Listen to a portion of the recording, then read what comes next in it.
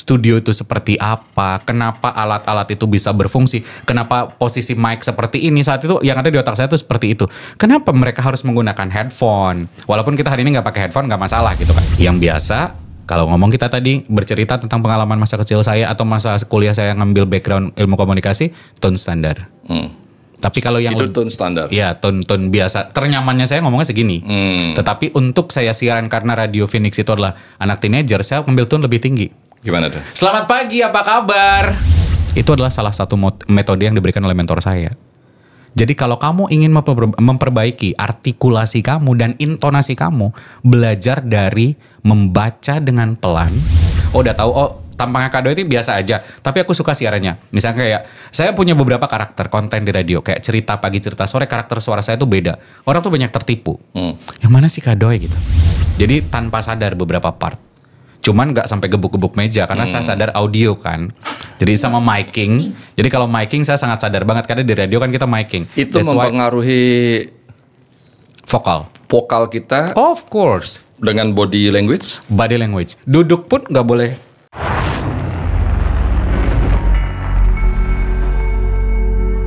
Pasti ada solusi. Bicara cerdas, pasti ada solusi. Suara bukan sekedar bunyi, tetapi alat untuk mempengaruhi, menginspirasi, dan menggerakkan hati banyak orang. Kata-kata yang disampaikan dengan percaya diri bisa membuka pintu peluang yang tak terduga. Seorang pembicara yang hebat bukan hanya berbicara, tapi juga membuat orang ingin mendengarkan. Public speaking bukan soal bicara tanpa takut, tapi soal bicara dengan makna dan keberanian. Jika ingin dunia mendengar, belajarlah berbicara dengan keyakinan dan kejelasan. Pada kesempatan hari ini, saya akan berdiskusi dan belajar bagaimana berbicara yang jelas dan mau didengar. Bersama siapa? Bersama Bro Dodi Yosandra.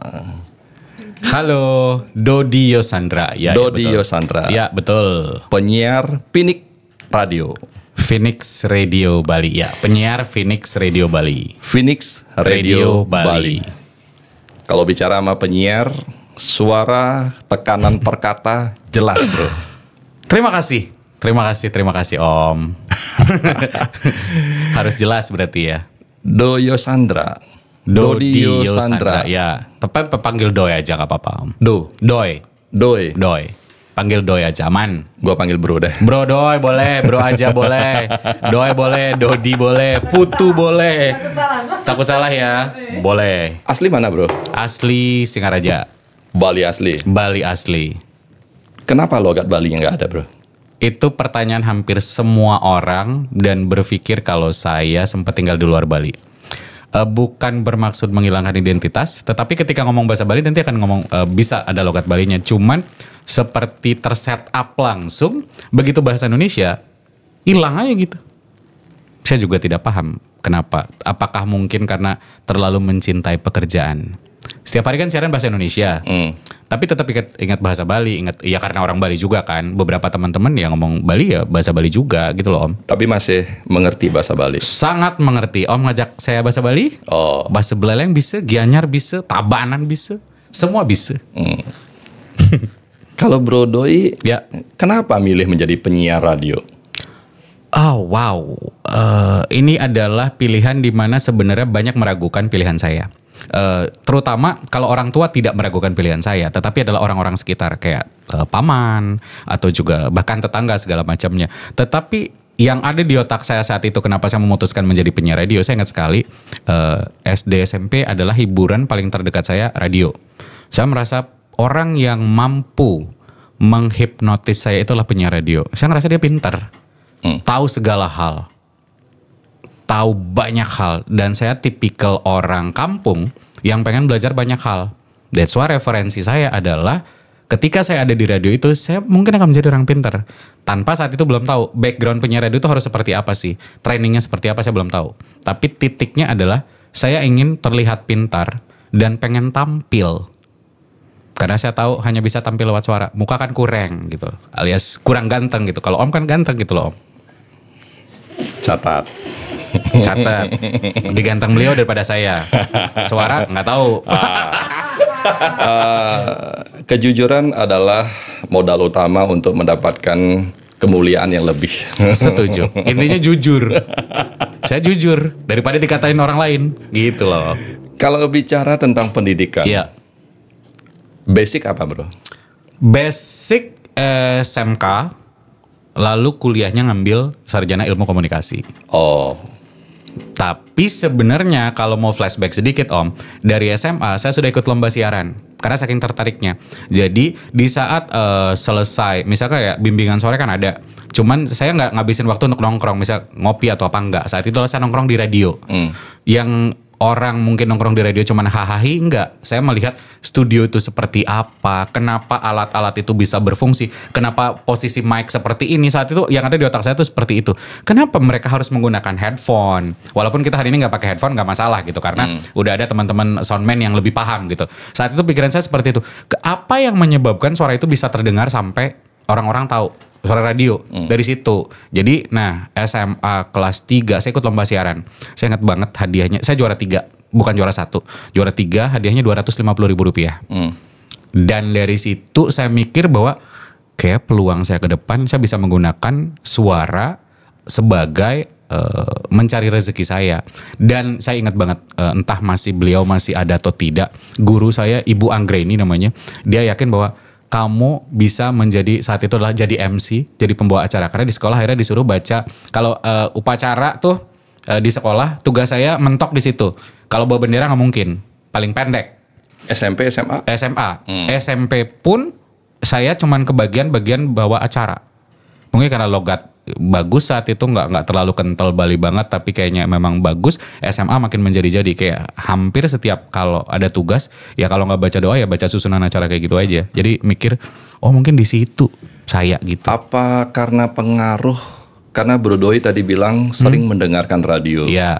Sering mendengarkan orang bicara di radio. Betul. Apa saking tersugestinya atas intonasi orang di radio itu sehingga tertanam dalam pikiran dan rasa sehingga menyampaikannya seperti itu. Mungkin salah Dan satunya. tidak terpengaruh atas logat-logat lingkungan. Mungkin salah satunya bisa karena sebelum saya mungkin jadi seorang doi pasti punya beberapa idola, kayak ibaratnya role models.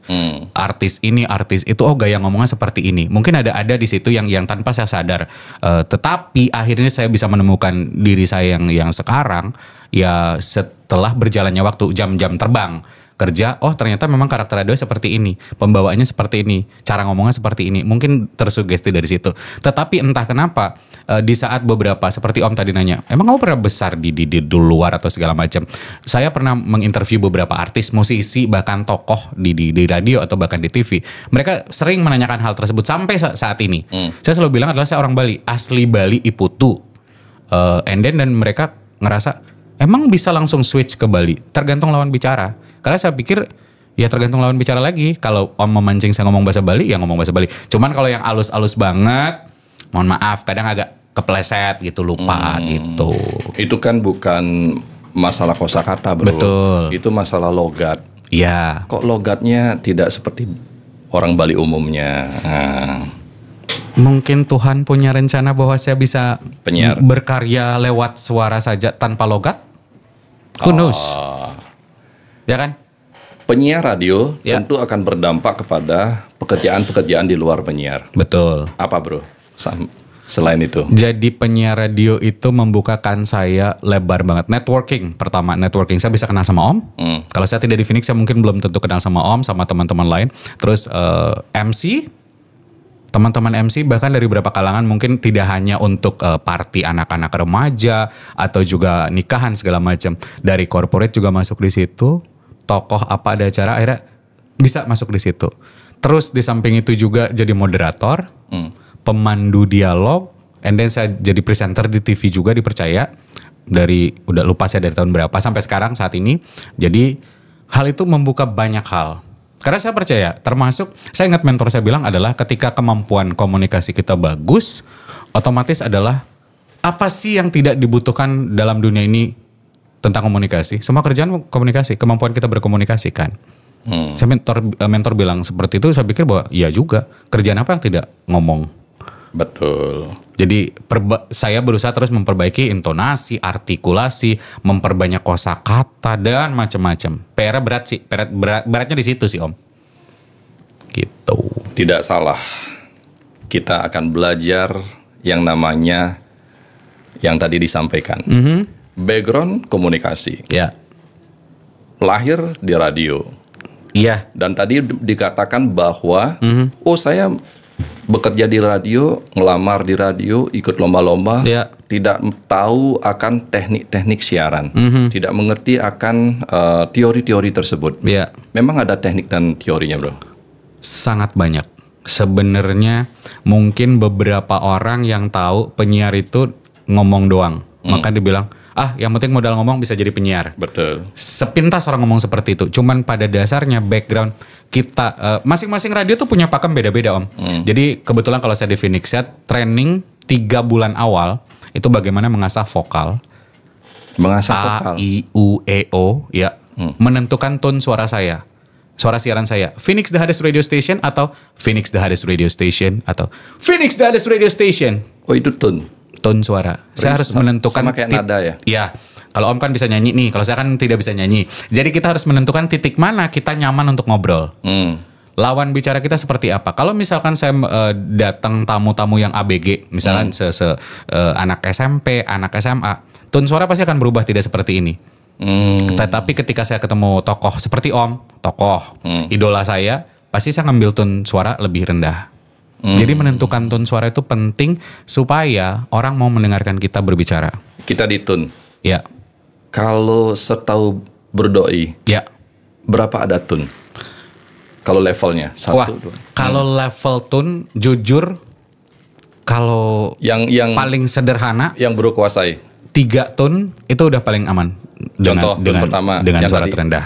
Dengan suara terendah seperti ini, jadi kita bisa berbicara sama siapapun. Tone yang paling rendah. Mario Teguh dong. Mungkin. Atau ada yang lebih muda pembicara sekarang siapa? Ada Mary Riana mungkin. Ya pokoknya ya motivator. Biasanya tone terendah itu digunakan oleh motivator. Bagaimana mereka menginvite atau membuat orang terkoneksi sama mereka. Yang biasa kalau ngomong kita tadi bercerita tentang pengalaman masa kecil saya atau masa kuliah saya ngambil background ilmu komunikasi, tone standar. Tapi kalau yang itu tone standar. Ya, tone biasa. Ternyamannya saya ngomongnya segini. Tetapi untuk saya siaran karena Radio Phoenix itu adalah anak teenager, saya ambil tone lebih tinggi. Gimana tuh? Selamat pagi, apa kabar? Om Marta sehat hari ini? Jadi hari ini akan saya temenin di program ini sampai jam sekian. Jadi tone-nya lebih cheerful. Apalagi saya siaran pagi. Tone itu akan ngaruh banget ke momen, cuaca, dan lagu. Kadang kan penggabungan kalau siaran itu ada lagu. Ketika tiba-tiba nanti lagu berikutnya adalah lagu mellow, otomatis kan merubah tone suara. Kurang lebih itu paling basic banget seperti itu sih Om. Cara melatih tune. Kalau cara melatih ejakulasi kan udah jelas. Yang tadi disampaikan A, I, U. Kalau cara melatih tune. Melatih tone itu adalah praktek. Siaran itu adalah praktek. Belajar terus setiap hari. Belajar terus. Saya belajar ngomong. Kita di belakang mic tadi ngomong. Itu cara saya belajar mengetahui tone Om segimana sih kalau ngomong. Itu adalah cara saya untuk ngajak ngobrol. Disesuaikan. Yes. Gak mungkin saya tiba-tiba ngambil tone lebih tinggi dari Om. Gak nyambung gitu.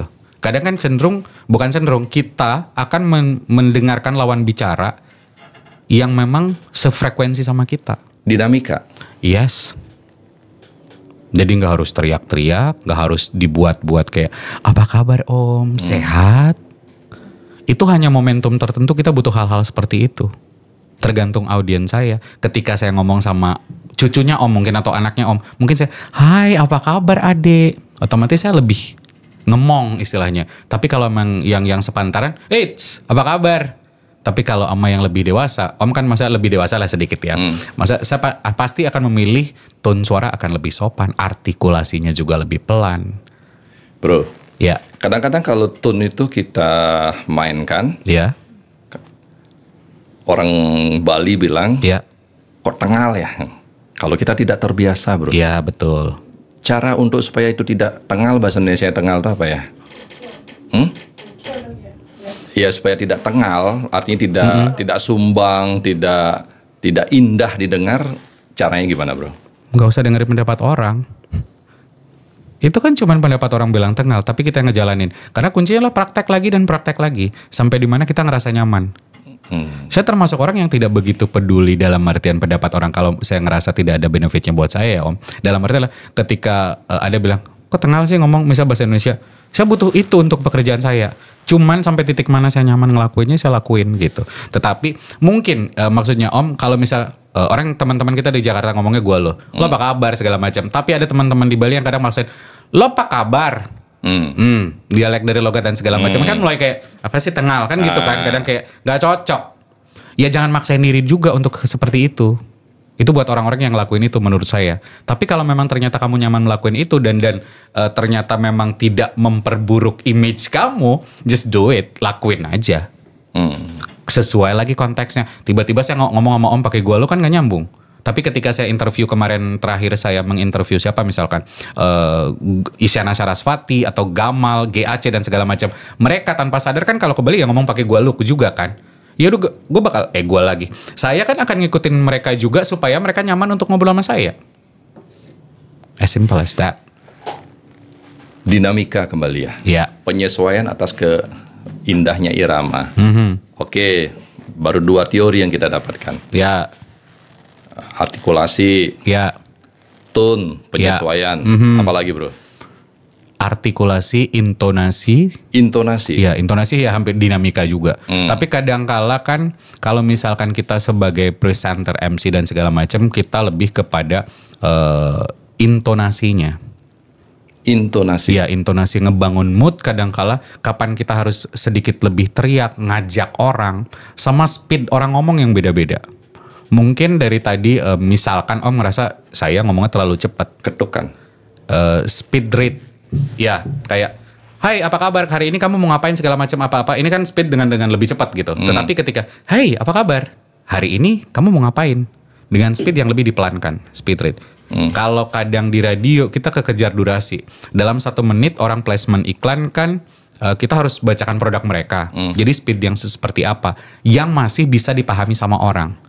Kadang makanya beberapa teman-teman kalau ketemu sama penyiar radio ngomongnya cepat banget kayak penyiar radio. Padahal buat kami orang-orang di radio nggak cepat. Itu speed itu masih ada speed lebih cepat dari itu dan bisa ngomong dengan clear. Bisa ala biasa. Ya, karena praktek dan praktek lagi. Tapi kadang-kala gitu Om, kalau misalkan beberapa orang udah ngerasa kayak udah bisa nih siaran, udah bisa MC, yang nggak ngelatih speed, artikulasi dan intonasi lagi. Karena kan ketika kita main intonasi, Om ngomong tadi kayak opening di awal, itu kan bermain dengan intonasi dan artikulasi, di mana Om melakukan penekanan berbicara. Jadi disitulah hal itu digunakan. Makanya begitu Om langsung memelankan kata tersebut, otomatis saya notice, oh ini yang di highlight, ini yang di bold kayak gitu. Ya, betul. Ini udah di record ya? Udah bro. Oh ini kita udah take. Oh baik. Emang sesantai ini? Iya. Wow luar biasa. Saya pikir belum take. Oh. Oke. Terus ini kan penting juga nih bro. Ketukan. Iya. Kadang ketukan itu orang menjadikan berharap. Mungkin penyiar radio beda dengan kayak saya ini. Ketukan kita mencoba untuk memelankan supaya nyampai kepada apa yang mau kita sampaikan. Contohnya kayak gimana Om? Nah, pada hari ini saya podcast bersama Bro Dodi. Dia adalah seorang penyiar radio. Pada hari ini saya podcast bersama Bro Dodi, pada seorang penyiar radio. Jadi ketukan itu kadang-kadang apakah mempengaruhi apa yang kita bicarakan sampai atau enggak? Atau ada enggak teori atau pengetahuan apa yang kita mau sampaikan dan sampai kepada mereka. Oke. Intinya kan kenapa orang mau mendengarkan kita? Karena memang mereka merasa tertarik dengan apa yang kita sampaikan. saya cenderung, atau mungkin Om juga, cenderung kita mau mendengarkan orang ngomong, itu karena kita relate dengan topik mereka kan. Begitu mereka ngomong terburu-buru pun, kadang kalau kita pengen tahu, kita ngomong apa sih? Kita cari tahu lagi, ya kan? Tetapi sebagai orang pemberi informasi, kita berdua nih, kita yang kadang bertugas untuk ngomong, bahwa sudah saatnya kita memperhatikan speed rate tadi. Yang pertama, Om kan lebih aman, saya mendengar dengan jelas Om ngomong apa. Yang kedua, karena terburu-buru, tidak terdengar dengan jelas. Caranya adalah, kalau misalkan mau belajar memperbaiki itu, belajar membaca dengan pelan. Artikel A sampai Z, misalnya satu buku. Mungkin di saat orang sekarang udah gak baca buku, mungkin bacanya e-book dan online segala macam. Belajar dari situ. Seperti kita membaca puisi, itu adalah salah satu metode yang diberikan oleh mentor saya. Jadi kalau kamu ingin memperbaiki artikulasi kamu dan intonasi kamu, belajar dari membaca dengan pelan, jiwai, seperti kamu baca puisi. Otomatis huruf A, I, U, E, O harusnya tidak ada yang hilang. Ketika kita ngomong syukur, S, Y, U, K, U, R itu ada semua. Ikhlas, semua hurufnya ada. Tetapi ada beberapa orang ketika ngomong misalkan jeruk, R-nya gak kedengeran atau U-nya gak kedengeran. Apa? Kegagalan dia mengucapkan sesuatu. Coba dia belajar ngomong lebih pelan. Jeruk. Jelas. Tetapi mereka tidak mau belajar dari situ. Ya karena kita udah biasa bro. Cuman ngomong kamu aja. Cuma ngomong mau kemana sekarang. Ya. Kan tidak harus kita pelajari bahwa sejelas itu artikulasinya. Karena mereka yang mungkin maksudnya tercapai. Betul. Maksudnya sampai maksudnya. Betul. Tetapi mungkin karena mereka tidak menjadikan itu sebuah kebiasaan yang sebenarnya lo bisa rubah lebih bagus. Iya. Orang akan lebih paham kamu ngomong apa. Karena mungkin juga nggak kayak kita. Kita kerjaan kita kan ngomong. Memperjelas A, I, U, E, O kita. Ya karena kita tahu itu kebutuhan kita. Tetapi mungkin orang-orang ini belum merasa ada di titik itu. Jadi dia menyepelekan. Jadi kayak enggak, gue nggak butuh kayak gitu juga gitu. Oke bro. Ada kadang-kadang yang saya perhatikan bahwa kita bicara ini tidak seperti orang berpuisi. Oke. Oke, artikulasi akan saya tanamkan itu. Kejelasan berbicara itu penting. Speed, intonasi, dinamika. Nah sekarang kita udah bicara, tapi orang monoton. Omongan kita monoton, tidak ada drama dalam ilmu komunikasi kita. Padahal isi komunikasi kita itu bagus, tetapi cara penyampaian kita karena monoton tidak membuat orang itu bosan mendengarkannya. Tidak menarik. Oke. Bagaimana caranya supaya apa yang kita mau sampaikan ke orang tidak monoton, bro? Oke. Supaya saya dengar kayak siapa itu ya yang penyiar radio terkenal yang menjadi menjadi wakil wali kota Bandung sekarang, siapa namanya dia yang beli sebut itu ya? Saya lupa lagi. Ya, sama kayak mana segmen saya radio anak muda lagi. Nah, dia kan dalam menyampaikan bicara sesuatu itu bro seolah-olah itu ada drama. Farhan. Oh, penyiar senior. Oke. Saya mikir loh ini. Farhan.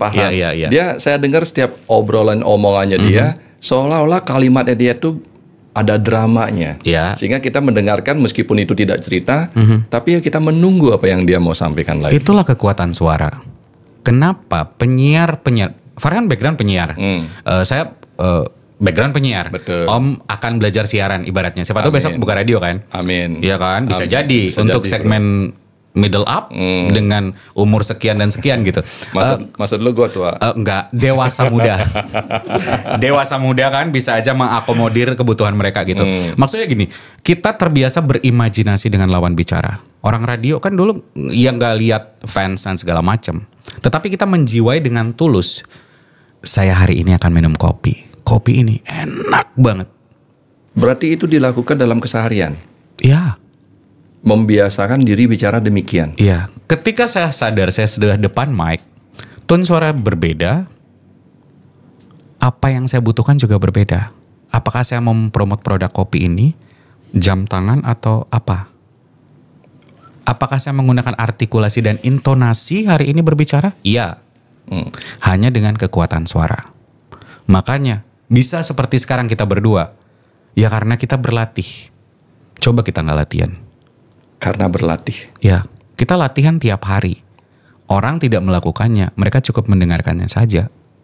Ya karena banyak pasti bro mengalami. Iya. Dari mendengarkan suaranya saja. Iya.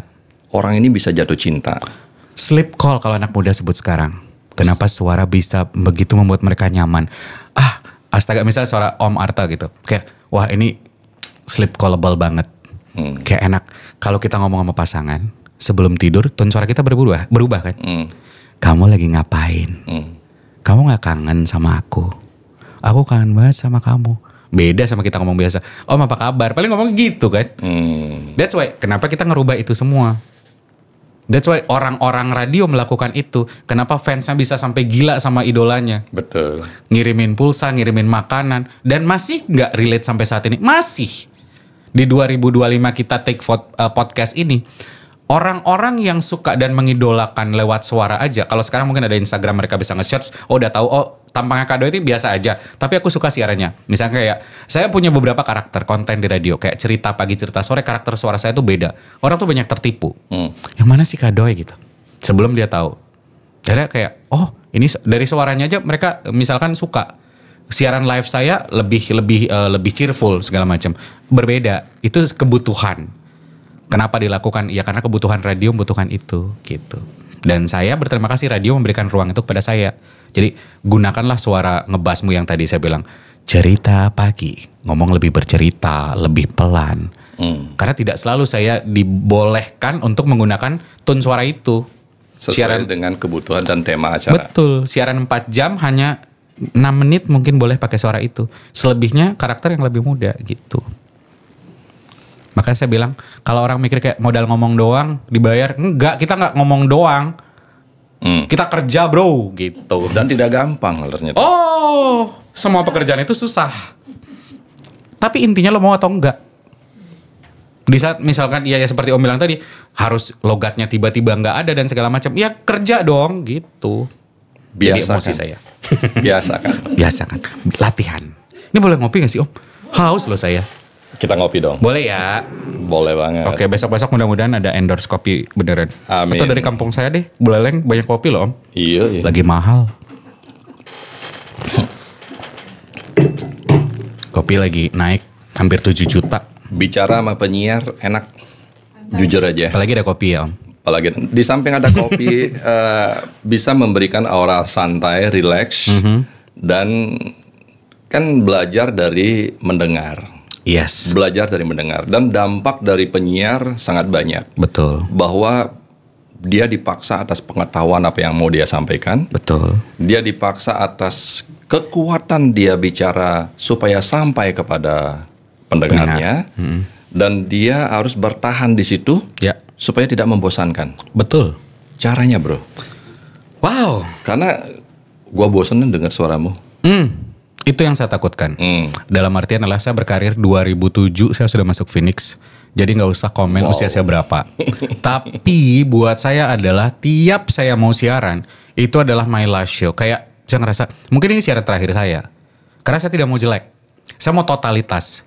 Bagaimana nge-bridging lagu. Bridging itu menjembatani dari kita ngomong sampai presenting. Sampai mempersembahkan lagu. Itu ada tekniknya. Kamu punya waktu cuma 30 detik. Bagaimana kamu menyampaikan info. Apa yang ingin kamu sampaikan. Dari kata per kata. Dari materi ke materi. Itu saya pikirin.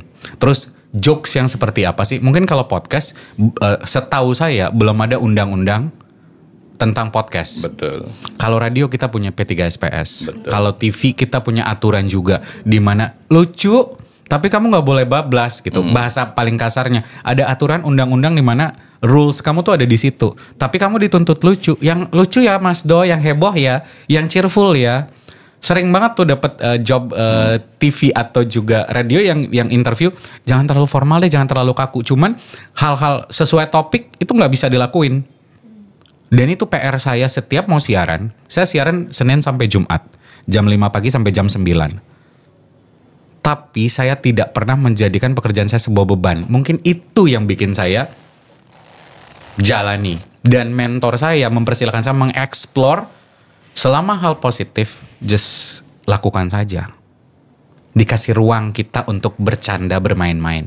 Gitu Om. Menarik. Pengetahuannya adalah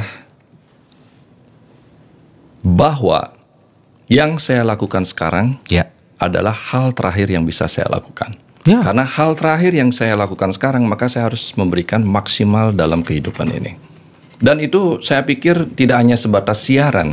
Apapun yang sedang kita lakukan saat ini, saya rasa kalau kita berpikiran mungkin ini hal terakhir yang saya bisa lakukan, bisa jadi besok dipanggil Tuhan. Bisa. Berarti harus maksimal, tidak boleh setengah-setengah. Setuju. Saya ngobrol sama Om, saya tidak ada yang ditutup-tutupi, sharing aja ngobrol. Ya karena buat saya mungkin ini yang terbaik yang bisa saya kasih hari ini dan mungkin ini terakhir. Bukan overthinking atau apa, enggak gitu. Tetapi paling tidak adalah kita bertanggung jawab. Ini loh hal terbaik yang bisa gue lakuin saat ini. Ya gue lakuin. Kalau gue cuma datang setengah-setengah sini buat apa? Wow. Ngapain datang bela-belain ngatur jadwal, reschedule dan segala macam. Saya lebih suka adalah apa yang kita perlukan, apa yang kita bahas, ya lakukan totalitas. Dan saya melihat itu di Om juga gitu. Amin. Bro, tahu nggak apa yang saya perhatikan dari tadi? Apa? Setiap kalimat, sebelum kalimat setiap kata, setiap kata, setiap kalimat, dan setiap arti daripada kalimat tersebut, bro itu sangat menjiwai, bro. Apa itu dibuat-buat, apa refleksi dalam apa yang mau bro sampai, menjiwai sehingga ada jiwa yang disampaikan di situ. Ada ketertarikan kita bahwa penekanan perkataannya itu benar-benar bermakna karena ada jiwanya bro di situ. Karena apa? Yang saya lihat, yang mau saya tanya itu pertama. Yang kedua, ternyata latar belakang daripada Bro Doi ini adalah komunikasi. Tentu ilmu komunikasi itu bukan sekedar apa yang kita ucapkan. Betul. Tetapi apa yang kita gerakkan. Body language. Apa yang kita tampilkan. Nah dari tadi saya perhatikan body language bro. Dia masuk gak ya? Over confident gak ya? Kadang-kadang orang kan body language-nya lebih banyak daripada ucapan. Betul. Kadang-kadang seirama. Nah memfrekuensikan itu bro. Bagaimana menjiwai, bagaimana mengatakan, dan bagaimana menggerakkan komunikasi dalam body language ini, bro. Oke. Wow, pertanyaan yang mungkin tidak banyak orang nanya hal-hal nggak simple sebenarnya, tapi mungkin tidak ternotis sama beberapa orang. Saya kalau mungkin kita baru pertama ketemu. Betul. Sebelum take podcast kita baru ketemu 20 menit sebelum podcast. Nggak nyampe bro. Nggak nyampe 15 menit lah ya. Betul. 5 menitan, 5 sampai 15 menit. Dan saya rasa Om memang ngasih point of view sejujur-jujurnya melihat sosok saya pertama kali datang. Betul. Iya kan? Makanya Om bilang bahwa kenapa setiap kata atau bahkan kalimat yang kamu ucapkan seolah-olah kamu menjiwai. Seperti saya bilang tadi, saya mencoba menjadi orang yang jujur. Oke. Ketika saya berbicara, ketika saya tidak tahu dan tidak ingat misalkan, ya saya bilang tidak ingat. Apakah saya berpura-pura? Mungkin buat beberapa orang yang kenal saya, dia tahu saya bukan tipikal orang yang suka ngobrol sebenarnya. Sangat banyak yang meragukan kemampuan saya dulu sebelum saya terjun di radio. Orang nggak pernah ngomong kok. Kita misalkan kalau di Bali odalan, rainan, macam-macam. Ngumpul apakah saya dominan orangnya seperti penyiar? No. Gak ada sisi dominan untuk mendominasi sebuah obrolan dalam sebuah lingkungan buat saya. Saya cenderung adalah ngomong bener aja dulu. Daripada banyak omong salah, buat apa? Ngomong bener aja. Ngomong bener aja dulu. Sebatas yang kita ketahui. Iya. Jangan bicara yang tidak kita ketahui. Kalau bahasa anak muda gak usah sotoy. Makanya saya bilang adalah ini background penyiar saya, point of view saya sebagai penyiar. Makanya di awal saya bilang adalah masing-masing radio itu punya pakemnya sendiri-sendiri. Tapi kalau saya, seperti saya bilang tadi, dan kenapa mungkin saya terkesan sangat menjiwai setiap obrolan, karena mungkin tuntutan pekerjaan satu. Tetapi memang saya adalah sangat suka mendengar orang berbicara. Kalau saya tertarik. Oke. Jadi buatlah saya tertarik untuk mendengarkan Anda berbicara. Kalau saya tidak tertarik, saya tidak akan komentar apa-apa. Berarti Om menarik buat saya. Amin. Menyampaikan ide-ide, gagasan tadi, pertanyaan-pertanyaan, ya ngobrol aja ngalir gitu. Tapi ketika saya nggak tertarik, ya udah gitu. Kenapa khususnya saya bilang, tapi tidak semuanya. Saudara-saudara kita di Bali malas bicara.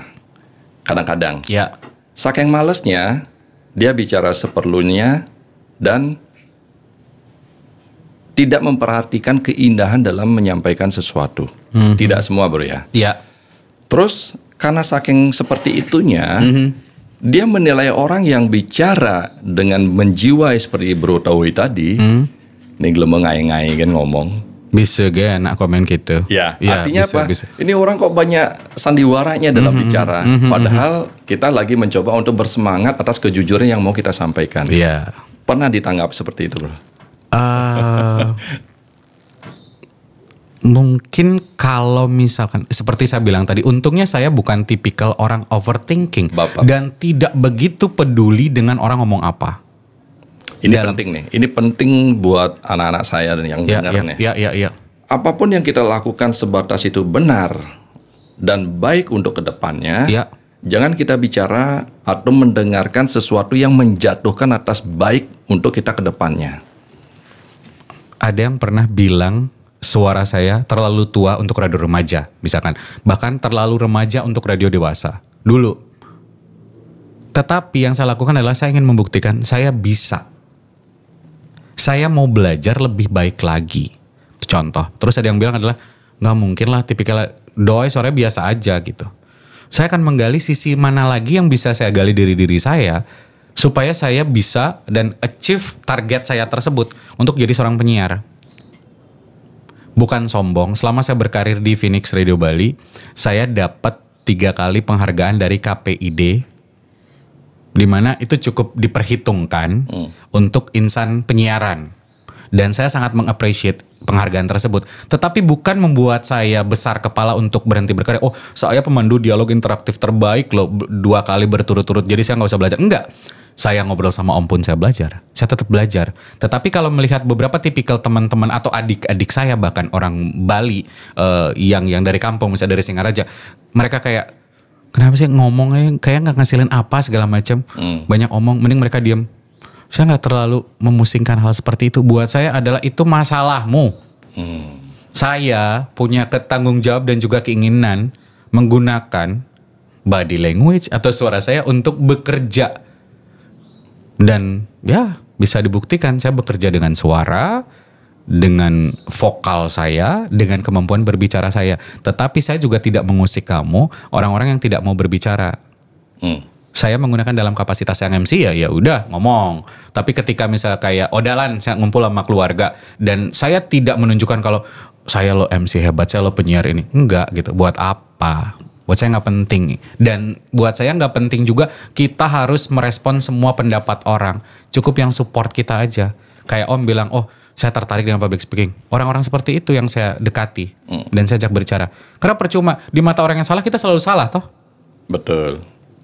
Apalagi orang-orang yang otaknya selalu mengambil titik negatifnya kita. Selalu negatif kita. Ada aja kesalahan. Om bajunya nggak bagus. Oh ini handphonenya nggak ini. Segala macam. Kacamatanya kenapa terus itu sih? Ada aja kesalahan. Kalau kita sibuk mikirin itu, kapan kita maju? Nggak akan berani melakukan sesuatu yang memang kita mau coba. Keputusan kita bikin adalah ya keputusan selalu yang terbaik kan.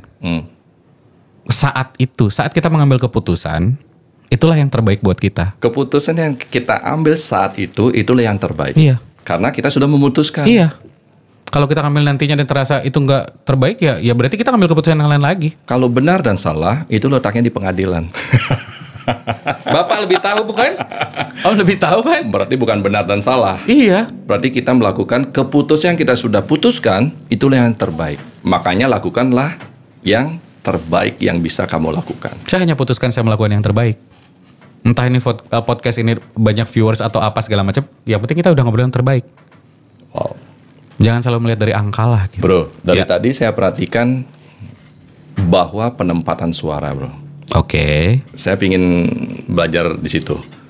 Oh, kalau kita bicara, penempatan suara kita berada di bibir, di ulu hati, apa di perut, apa di dada ya?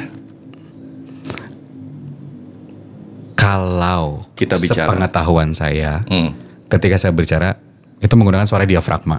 Suara perut. Perut. Iya. Berarti suara kita di perut. Iya. Menggunakan suara perut. Oh, menggunakan suara perut. Penempatan Jadi, suara kita? Tarik nafas. Ya keluar tetap dari sini. Tapi Bibir. kan iya, kekuatannya kuncinya adalah di perut. Pada waktu kita ngomong perut ditahan. Iya. Refleks. Iya. Kan tarik nafas. Apa dikembungkan? Enggak juga. Kalau kembung tuh buncit ya. Itu lebih ke buncit, Om. Ini emang kita mungkin ada teknik namanya mencuri nafas. Kenapa kita tidak terdengar? Karena kita ketika jeda, kita mencuri nafas.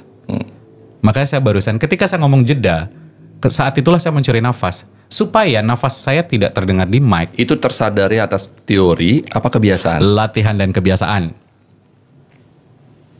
Karena perlu diketahui, ngomong aja kok belajar. Loh, John Robert Power lu duduk aja belajar. Berapa belas juta? Jalan kaki aja belajar. Iya. Ngunyah makan aja belajar. Table manner. Naruh ini, cara meminum, Tuh, segala istri macam. saya suruh John Robert Power. Istri kamu udah jago. Saya kan kenal sama beliau. Oh, Satu kantor kita, walaupun saya nggak full time. kita buktikan nanti. Overall selama saya kenal sama beliau fine-fine aja sih. Atau mungkin kita harus nongkrong lebih lama ya Bu ya. Kayaknya sih begitu gitu. Tapi overall selama saya ngobrol, makanya saya mau diundang ke sini gitu. Oh, thank you. Kan Anda bisa ngobrol sama saya gara-gara istri Anda juga, Pak. Betul. Begitu. Thanks to istri, Bulan. Thank you Bulan. Gitu kan. Di balik pria yang seperti ini ternyata ganteng berwibawa ada Bulan di belakangnya. Amin. Thank you loh. Ada perawatan yang baik. Oh pasti. Dan ada biaya. Biaya itu bisa didapat adalah dari kemampuan berbicara. Nah, itulah Ya toh. pekerjaan saya, Bro. Betul. Cuman Bro memang kerjanya di radio, di depan orang banyak. Ya. Kalau saya pekerjaannya melakukan negosiasi dengan Bro. Oke. Bro, kapan-kapan kalau datang ke sini lagi, Ya. kita ngomongin radio ya. Oke, tapi jangan kasus ya. Serem deh. Ya serem gitu karena bukan ranah saya di situ, dalam artian saya juga nggak pengen punya kasus kan Bu. Jadi Oke. ya yang lain aja gitu. Kembali ke topik. Ya. Kalau masalah kasus nanti ada rezeki saya nanti. Iya, silakan itu adalah porsinya Om aja ya, porsinya Om aja. Tadi body language kan. Itu sebenarnya tanpa sadar sih, saya nggak tahu kapan saya menggunakan tangan atau kepala, bahkan kedipan mata Tapi berbicara. di awal pasti memikirkan. Nggak Lama-lama menjadi kepikiran. tidak terpikirkan. Ya, tidak terpikirkan. Mungkin di awal iya, tetapi memang ini lebih kepada menguatkan ketika kita berbicara, Om. Jadi kayak Om mungkin megang di sini, tapi kalau saya lebih nyaman untuk seperti ini ngomongnya. Jadi tanpa sadar beberapa part. Cuman nggak sampai gebuk-gebuk meja karena saya sadar audio kan. Jadi sama miking. Jadi kalau miking saya sangat sadar banget karena di radio kan kita miking. Itu That's why mempengaruhi vokal kita of course. dengan body language. Body language. Duduk pun nggak boleh. Kalau saya ngomong kayak gini suara saya kan beda. Oh, Kayak orang lazy, pemalas. Kayak makanya ada tipikal kayak presiden ini terlalu lazy, apa sih bahasa Inggris lagi, pemalas. Jatuhnya kita kayak orang malas-malasan ngomong. Tapi ketika kita tegak seperti saya tadi, tidak ada terdengar atau mungkin kalau ada video kan karena terlihat kan, tidak ada terdengar malas. oh, Om coba buktiin nonton suatu podcast atau apa deh tanpa lihat gambarnya.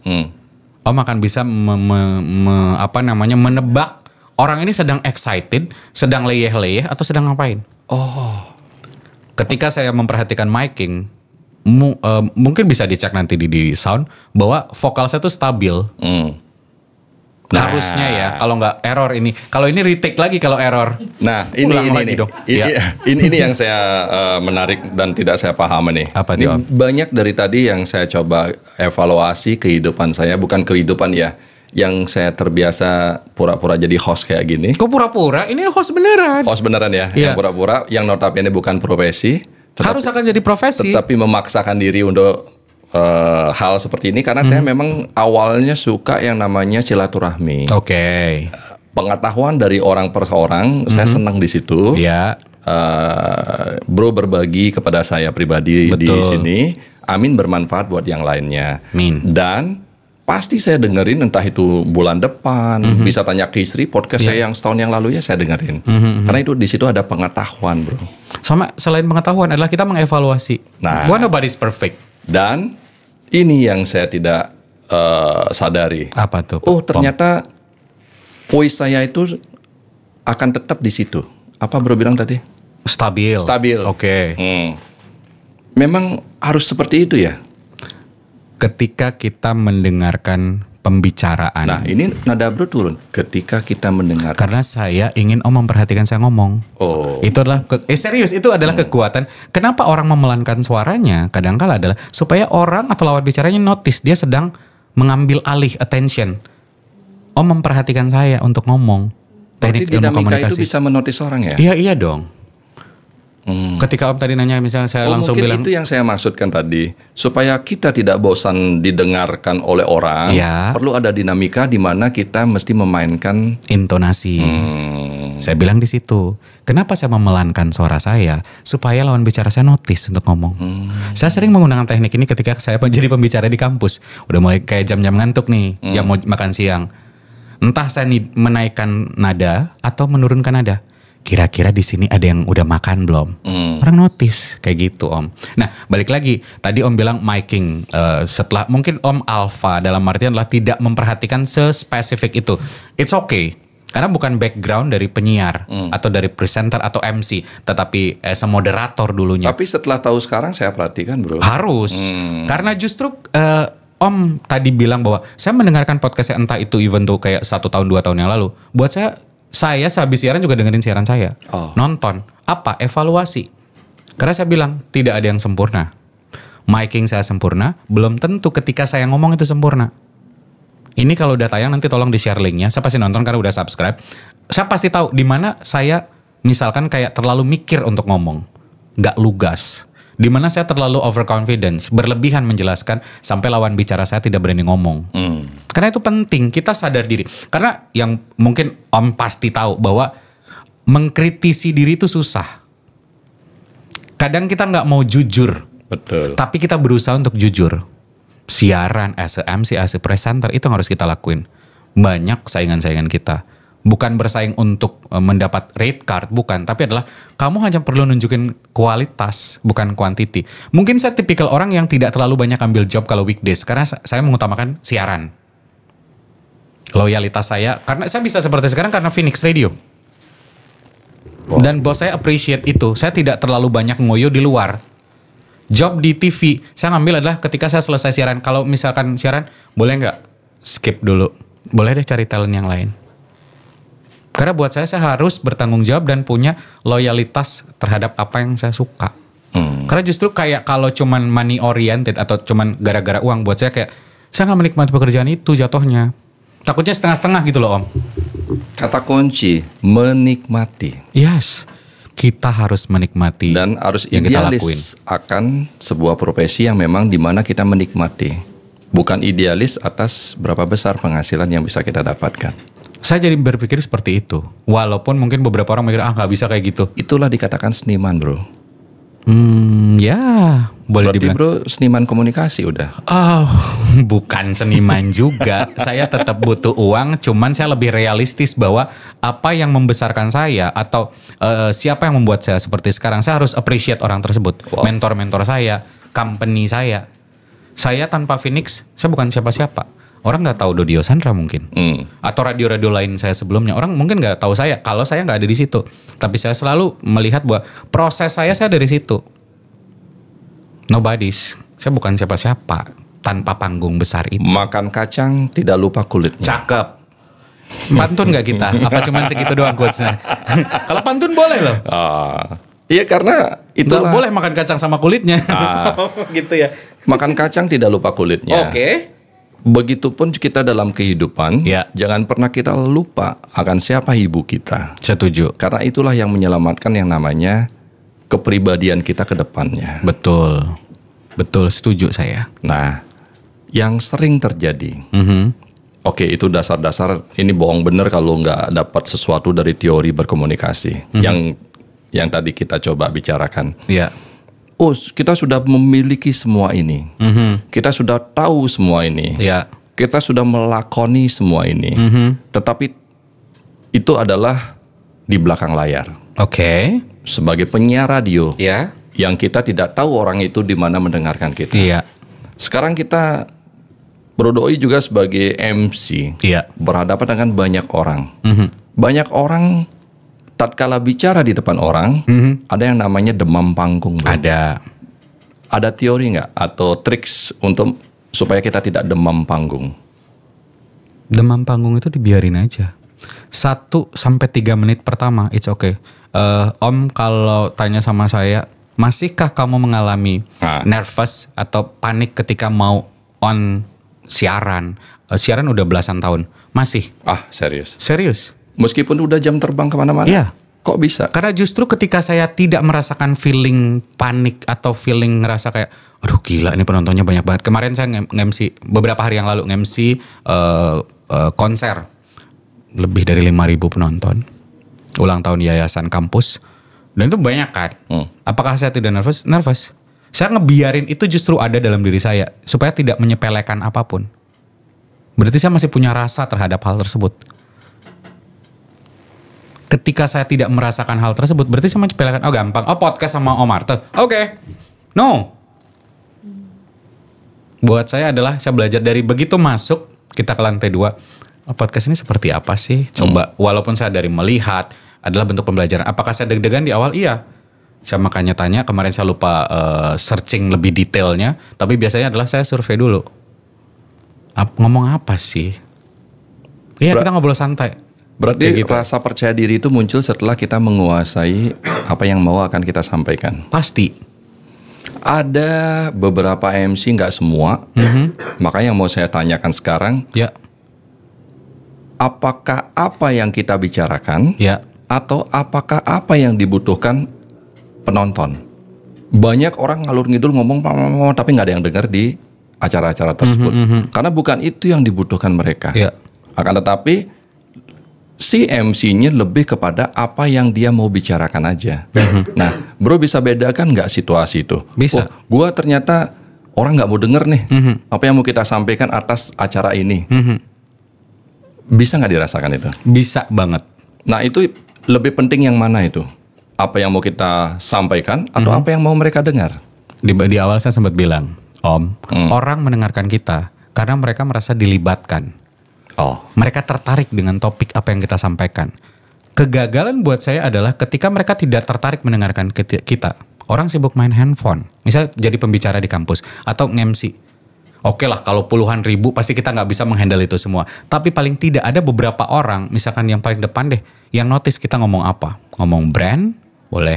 Ngomong product knowledge apa, ngomong event dan segala macamnya. Itu, jangan heboh sendiri. Ada beberapa MC saking hebohnya dia ngerasa kayak seru-seru banget gitu. Buat saya, buat apa? Kita tidak sedang monolog gitu loh. Kita sedang bersama mereka. Bercengkramalah sama mereka. Perlu interaksi. Tanya mereka dari mana. Kenapa menonton itu. Meskipun dengan banyak orang itu. Kita kan bisa ke situ, mingle. Kita bisa mingle. Mendatangi mereka. Bergabung sama mereka. Datengin mereka. Untuk mengikut sertakan supaya mereka notice keberadaan kita di situ. Gak cuma nunggu bintang tamu. Kalau misal konser atau event-event yang lainnya. Pun kalau jadi pembicara di kampus, saya suka sekali tidak hanya duduk konsep duduk. Kan kalau di kampus ada sofa, meja kecil dengan minuman kita yang lebih mahal daripada peserta, mic, cue card. Buat saya adalah kenapa harus duduk kaku seperti itu? Gak harus ada jaga jarak juga di antara kita. Kalau kamu memang mau sharing, mau mendapatkan ilmu dari apapun, ya udah datengin beberapa konsepnya. Ya emang balik lagi ke konsep gitu. Tetapi ada beberapa konsep yang sangat fleksibel. Kita ikut sertakan mereka, entah saya datengin sampai belakang, malah bagus. Interaktif. Iya, mingle.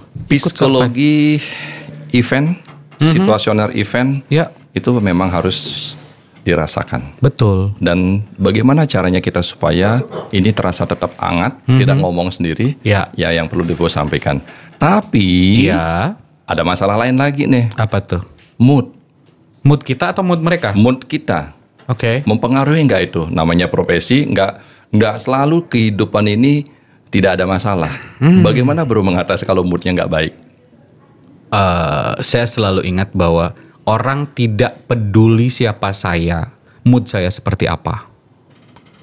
Orang hanya mau menikmati acara tersebut. Tapi psikologi bro, kalau secara psikologis, gini Om, ibu baru meninggal beberapa bulan yang lalu.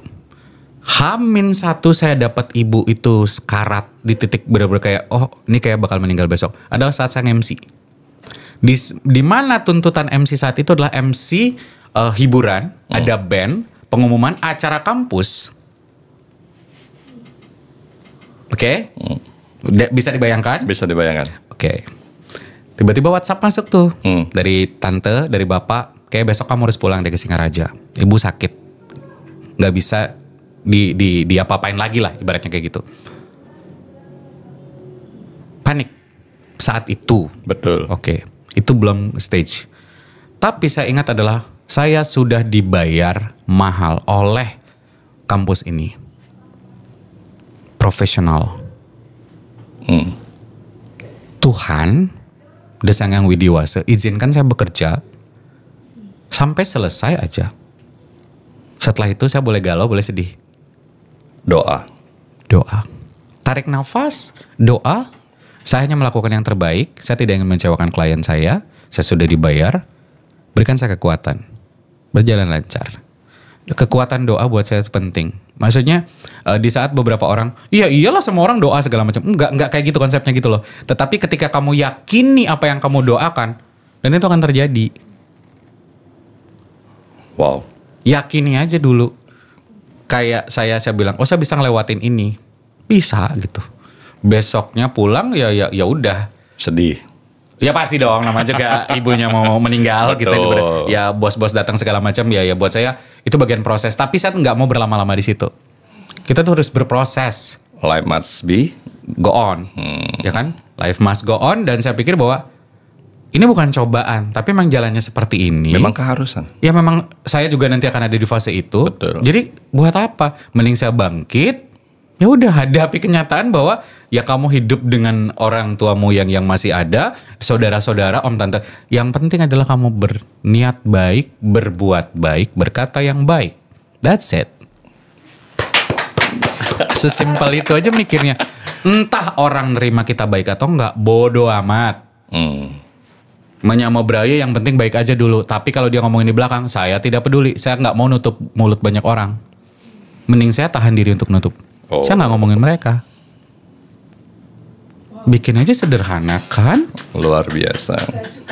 Saya juga suka itu. Kalau orang-orang yang terbiasa memperhatikan ilmu komunikasi, dia juga secara tidak langsung dia akan menata dan menjaga perasaannya dia. Karena perasaan itu pasti mempengaruhi apa yang dia sampaikan. Betul.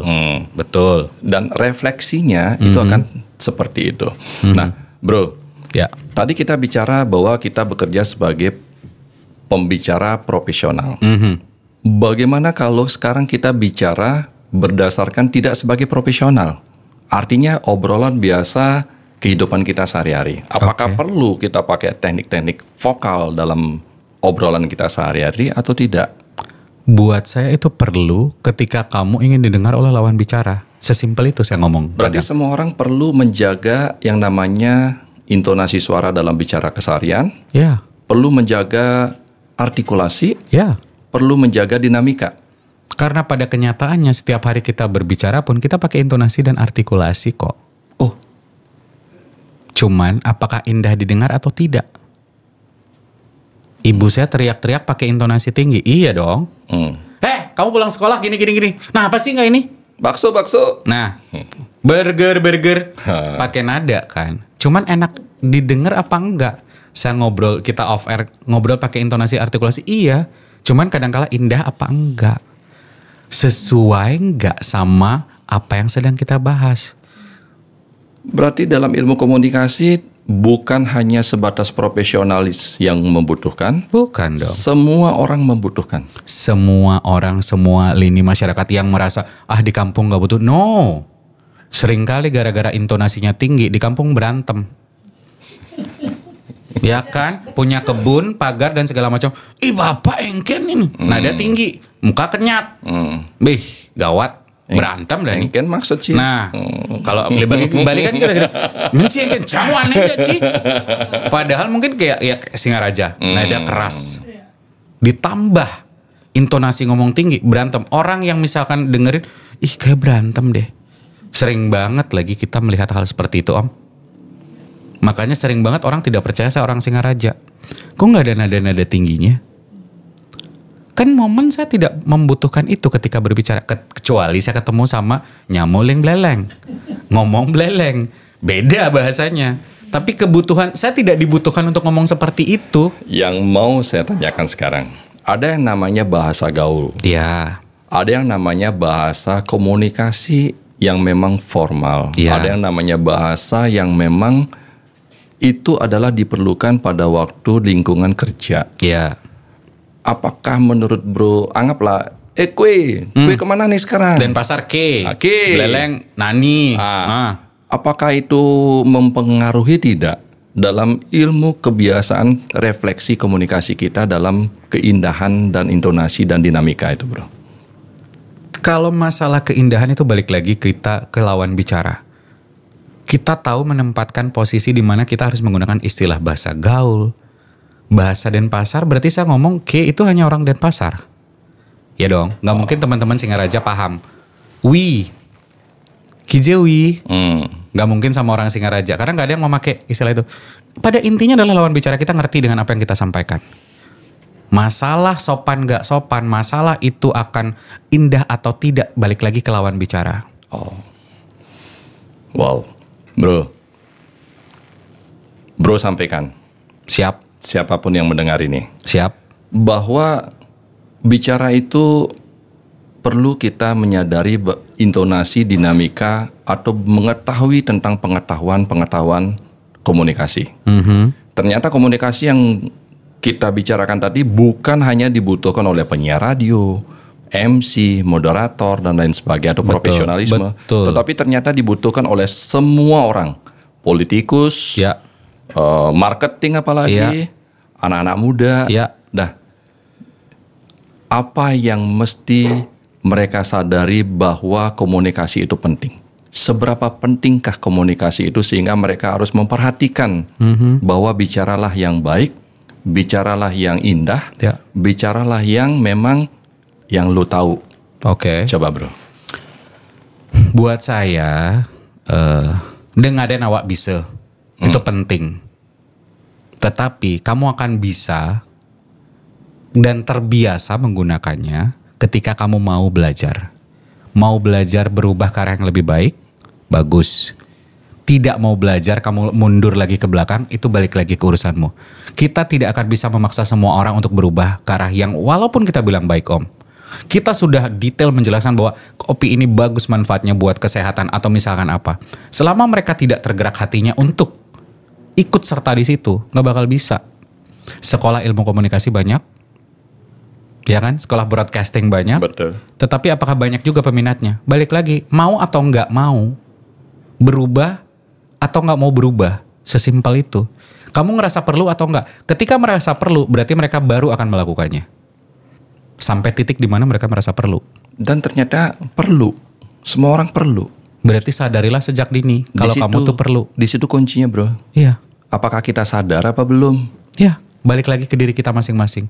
Dan saya tidak bisa memaksa semua orang dan bilang bahwa kamu butuh ilmu komunikasi, kamu butuh teknik, ya. Sampai kamu sendiri yang sadar saya butuh itu. Saya butuh lawan bicara saya paham saya ngomong apa. Selama kamu tidak merasa bermasalah sama dirimu, ya kamu tidak akan merasa butuh hal itu. Wow. Gitu gak sih, Om? Iya kan? Saya juga belajar dari Om. Ya kan? Gitu. Apa yang kita bicarakan, itulah hidangan kehidupan kita. Hidangan kehidupan kita adalah bukan sekedar isi daripada kata-katanya. Akan tetapi, bagaimana keindahan daripada kata-kata yang mau kita sampaikan. Banyak permasalahan-permasalahan besar, itu adalah dari apa? Komunikasi yang tidak jalan. Komunikasi yang tidak nyambung, miskomunikasi.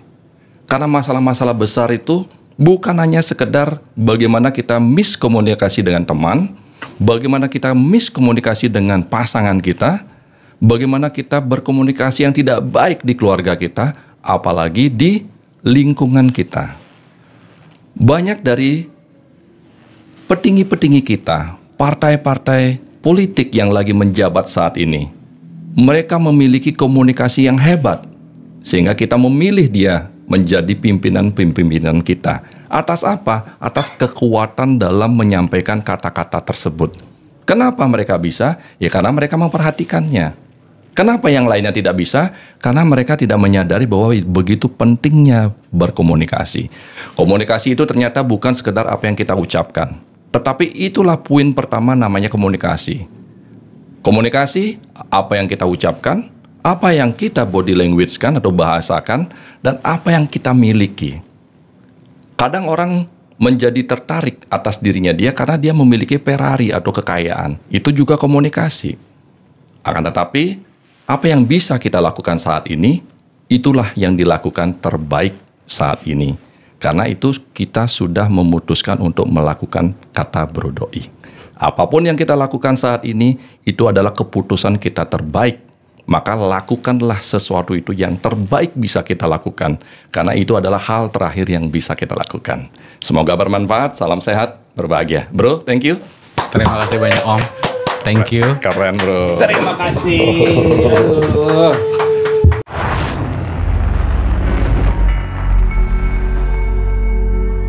Pasti ada solusi.